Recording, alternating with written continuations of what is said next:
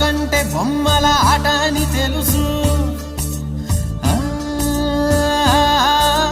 కథ అని తెలుసు, కథ అని తెలుసు, కథలన్నీ కంచికే చేరునని తెలుసు. తెలుసు తెర తొలుగుతుందని, తెలుసు తెల్లారుతుందని, తెలుసు ఈ కట్టె పుట్టుకుమంటదని, తెలుసు ఈ మట్టి మట్టిలో కలిసిపోతదని. ఇన్ని తెలిసి ఇరకాటంలో పడిపోతావు ఎందుకని? మాయా